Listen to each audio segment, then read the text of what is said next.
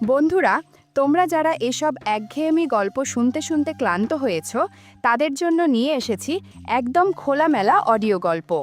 এসব অডিও গল্পের ওয়েবসাইটের লিংক কমেন্ট দেয়া আছে, আর কিভাবে সাইট থেকে গল্প শুনবে সেটার টিউটোরিয়াল দেয়া হলো। সাইটে ঢোকার পরে এরকম বিজ্ঞাপন আসলে এখান থেকে কেটে দিবেন। যে গল্প শুনতে চান সেটাই ক্লিক করার পর যদি অন্য জায়গায় নিয়ে যায় তাহলে ব্যাক বাটন চাপ দিতে হবে। তারপর আবার গল্পের উপর ক্লিক করতে হবে। তারপর এই জায়গা থেকে প্লে বাটনে ক্লিক করতে হবে। প্লে বাটনে ক্লিক করার পর যদি আবার বিজ্ঞাপন আসে তাহলে বিজ্ঞাপন এখান থেকে কেটে দিতে হবে। আমার শ্বশুরমশাইয়ের একটা পুরনো বাড়ি ছিল, যেখানে কয়েকজন পুরনো ভাড়াটে বহুদিন ধরে থাকতেন। নামমাত্র ভাড়ায় থাকলেও শ্বশুরমশাই কখনো তাড়া দেননি কাউকে। তিনি আর শাশুড়ি মা চলে যাওয়ার পর একমাত্র মেয়ে হিসাবে আমার স্ত্রী সেই বাড়ির মালিকানা পায়।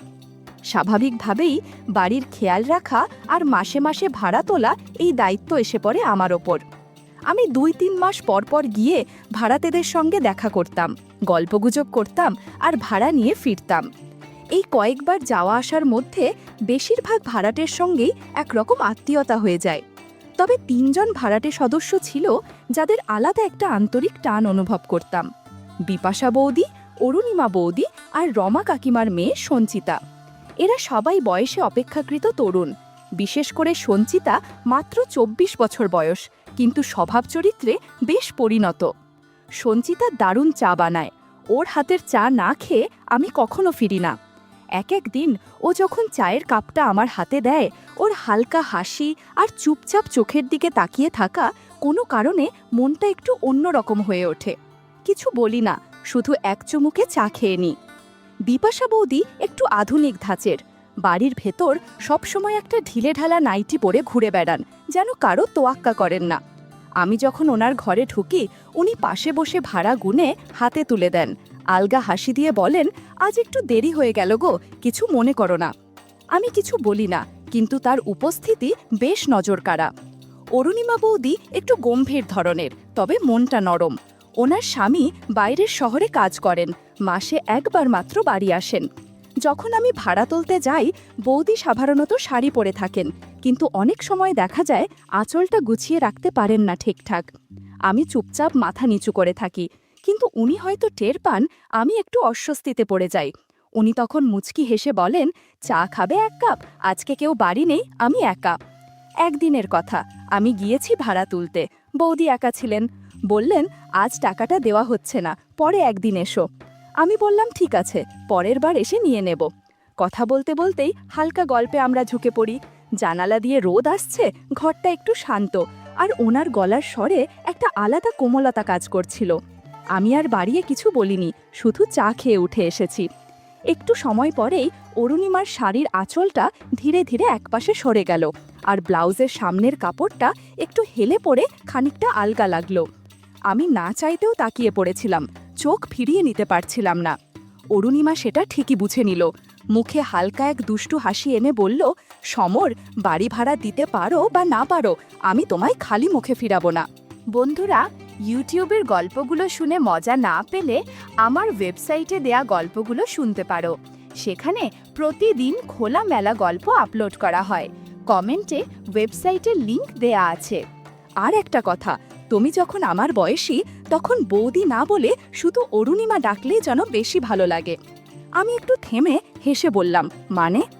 সে ঠোঁটের কোণে হাসি রেখে বলল, যেটা ভাবছো সেটাই বলেছি, ভয় পেও না, আমি রাগ করব না।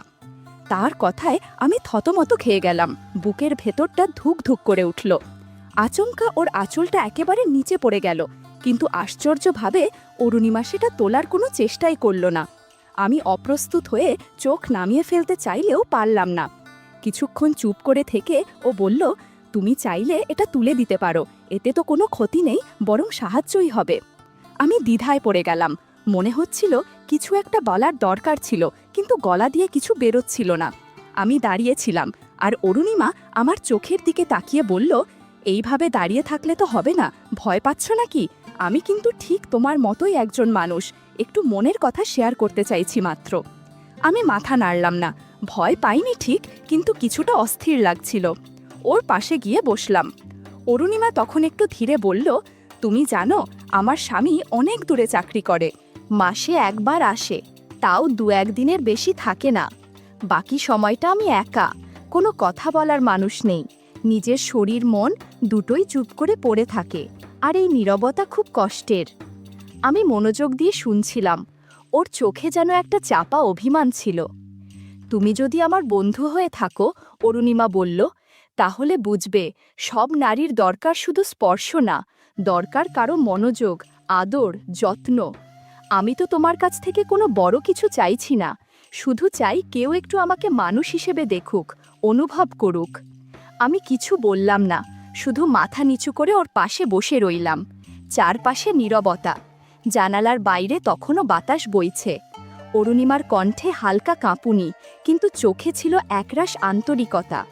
আমরা দুজনেই কিছুক্ষণ চুপ করে বসে থাকলাম, কোনো কথা বললাম না, তবু যেন অনেক কিছু বলা হয়ে গেল। সেদিন বিকেলের পর থেকেই আমার আর অরুণিমার সম্পর্কটা যেন এক অদ্ভুত জায়গায় পৌঁছে গেছিল। আমরা পরস্পরের কাছে একরকম স্বস্তি খুঁজে পেতাম। শারীরিক আকর্ষণ হয়তো ছিল, কিন্তু তার চেয়েও বড় ছিল একে অপরকে বোঝার চেষ্টা। আমি প্রায়ই সন্ধ্যার পর ওর ঘরে গিয়ে বসতাম, একটা চা, একটু গল্প আর মাঝে মাঝে নীরবতা। একদিন সন্ধ্যায় হঠাৎ অরুণিমা ফোন করে বলল, কি গো সমর, আমাকে একেবারে ভুলেই গেলে? এদিকে মনটা খুব অস্থির হয়ে আছে, একা একা ভালো লাগে না। ওর গলায় কেমন যেন টান ছিল। আমি দেরি না করে সেদিনই চলে গেলাম। ঘরে ঢুকে একটু চমকে উঠলাম। অরুণিমার পাশে বসেছিল তার বান্ধবী বিপাশা, যাকে আমি আগেও কয়েকবার দেখেছি। দুজনেই খুব স্বাভাবিকভাবে বসেছিল, কিন্তু তাদের চোখে মুখে একটা চাপা উত্তেজনা কাজ করছিল, যেটা আমি আগে কখনো দেখিনি। আমার দিকে তাকিয়ে অরুণিমা মুচকি হেসে বলল, আজ তো আমি একা নই, আমার একমাত্র সত্যিকারের বান্ধবীকেও আজ ভাগ করে নিতে চাই তোমার সাথে। মানে ও আজ একটু ভালো সময় কাটাতে চায়। বিপাশাও একা থাকে, অনেক অভাব থাকে মনে। আমি একটু থমকে গেলাম, কিন্তু ওদের হাসি মুখ দেখে বুঝলাম কোনো জোর জবরদস্তি নয়, এ যেন একসাথে কিছু ভাগ করে নেওয়ার মতো। ঘরে বাতাসটা ভারী লাগছিল। আমি চুপচাপ গিয়ে বসতেই অরুণিমা আমার হাত ধরে বলল, ভাড়া তো আগেই মাফ করেছিলে, কিন্তু তুমি যে আমাকে কিছু দিয়েছিলে সেই দিন, সেটার কথা আজও মনে পড়ে। সেই ভালোবাসা, সেই যত্ন, ওটা পেলে ভাড়ার দরকারই পড়ে না। বিপাশা একটু লাজু পলায় বলল, আমিও কিন্তু চাই কেউ আমাকে একটু সময় দিক, কিছু অনুভব করুক। আমি কাউকে খুব বেশি চাই না, শুধু চাই কেউ যেন আমায় গুরুত্ব দেয়, পাশে থাকে। আমি অবাক হয়ে গেলাম। দুটি নারীর মুখে এমন সরল কথা, কোনো শারীরিক ভাষা ছিল না, ছিল শুধু চাওয়ার অভিমান। তাদের পাশে বসে আমি অনুভব করলাম এ সম্পর্কটা কোনো খেলাধুলা নয়, এ একরকম চাপা না বলা অনুভব, যেটা বুকের ভেতর জমে থাকে। বন্ধুরা, ইউটিউবের গল্পগুলো শুনে মজা না পেলে আমার ওয়েবসাইটে দেয়া গল্পগুলো শুনতে পারো। সেখানে প্রতিদিন খোলামেলা গল্প আপলোড করা হয়। কমেন্টে ওয়েবসাইটের লিংক দেয়া আছে। আমি ওদের দিকে তাকিয়ে শুধু বললাম, আমি এখানে আছি, কথা দিতে পারি তোমাদের কেউ একা থাকবে না। তারপরে সময়টা ছিল নিঃশব্দে ভরে যাওয়া। কেউ কোনো কিছু স্পষ্ট করে বলল না, কিছু প্রকাশ করেও যেন অনেক কিছু প্রকাশ হয়ে গেল। বন্ধ দরজার ভেতরে আমরা তিনজন বসেছিলাম, নিঃশব্দ, কিন্তু ভেতরে ভেতরে এক অদ্ভুত শান্তি আর গরম হাওয়া বইছিল। বিপাশা হেসে বলল, সমর, আজ একটু আমার কথা শোনো। আমি চাই তুমি প্রথমে আমার কাছ থেকে একটু সময় নাও। আমি ওরকম কিছু চাইছি যেটা শুধু আমাদের দুজনের মাঝে বোঝাপড়া। আমি ওর কথায় মুগ্ধ হয়ে বসে রইলাম। একটু সময় কাটিয়ে আমরা ধীরে ধীরে একে অপরের অনুভূতি বুঝে নিতে লাগলাম। আমাদের মাঝে একটা অদ্ভুত সঙ্গতি কাজ করছিল।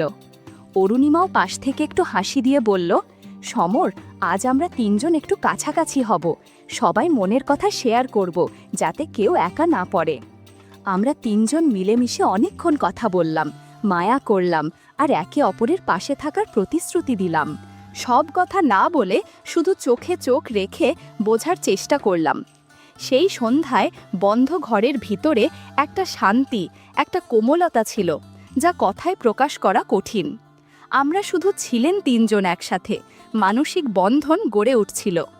10 মিনিট বিশ্রাম নেবার পর আমি আবার অরুণিমার পাশে গিয়ে বসলাম। ওর সঙ্গে সময় কাটানোর মধ্যে যেন একটা অদ্ভুত শান্তি আর আরাম খুঁজে পাচ্ছিলাম।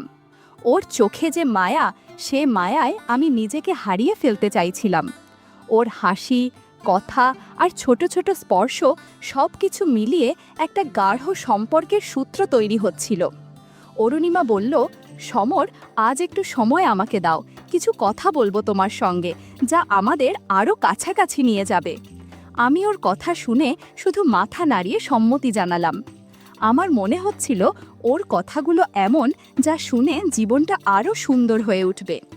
আমরা দুজনে একসাথে বসে অনেকক্ষণ নীরব থেকেও অনেক কিছু বুঝতে পারছিলাম। ওর হাতে আমার হাত রেখে, চোখে চোখ রেখে আমাদের মধ্যে একটা বোঝাপড়া তৈরি হচ্ছিল, যা কথায় বলা সম্ভব না। সময় যেন থেমে গেল, শুধু আমরা দুজনেই ছিলাম। অরুণিমার গলার স্বর ছিল কোমল আর মন ছুঁয়ে যাওয়ার মতো। সে বলল, সমর, এই সময়গুলো খুব মূল্যবান।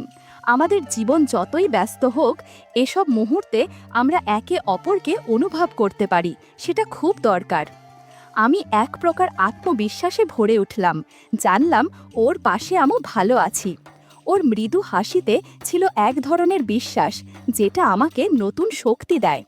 আমি বুঝতে পারছিলাম শুধু কথা বলা নয়, এই সম্পর্কটা মানসিক বন্ধন, যেখানে বোঝাপড়া আর সম্মান মুখ্য। বিকেলটা ছিল এমন যখন শব্দ কম, অনুভূতি বেশি ছিল। আমরা দুজনেই জানতাম এই ছোট ছোট মুহূর্তগুলোর মধ্যে আমাদের ভবিষ্যতের একটা রং লুকিয়ে আছে। আমাদের জীবন হয়তো অনেক সমস্যায় ভরা, কিন্তু এই সম্পর্ক আমাদের শান্তি দিচ্ছে। সেই সন্ধ্যায় আমি অনুভব করেছিলাম জীবনের সুখ আসলে বড় বড় কথা নয়, ছোট ছোট এই অনুভূতিগুলোই আসল সুখ। অরুণিমার পাশে বসে থাকা, ওর কথা শোনা, ওর হাসি দেখা, এই সবই আমার জীবনের সবচেয়ে বড় পাওয়া। আমি চুপচাপ বসেছিলাম, কিন্তু আমার মনে ছিল অনেক আশা আর স্বপ্ন, যা ওর সঙ্গে ভাগ করে নিতে চাই। আমরা দুজনেই বুঝেছিলাম জীবনের এই খুশির মুহূর্তগুলো ধরে রাখা খুব জরুরি। সেই সন্ধ্যার আলো নরম আর বাতাসে একটু ঠান্ডা ভাব ছিল। আমরা তিনজন, আমি, অরুণিমা আর বিপাশা একসঙ্গে বসেছিলাম, চুপচাপ সময় কাটাচ্ছিলাম। কথা না হয়তো খুব বেশি বললাম না, কিন্তু আমাদের চোখে চোখ রেখে বোঝাপড়া ছিল গভীর। জীবন কত কঠিনই না হোক, এই মুহূর্তগুলো যেন একটু শান্তি আর ভালোবাসা নিয়ে আসে। আমাদের মধ্যে সেই দিন একটা অদ্ভুত বন্ধন গড়ে উঠেছিল, যা শুধু বয়ানের মাধ্যমে বোঝানো যাবে না। সেটা ছিল বিশ্বাস, ছিল মায়া, আর ছিল একে অপরের প্রতি গভীর শ্রদ্ধা।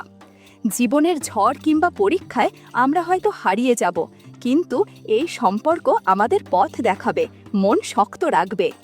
জীবন যেমনই হোক, আমরা তিনজন একে অপরের পাশে থাকার প্রতিশ্রুতি দিলাম।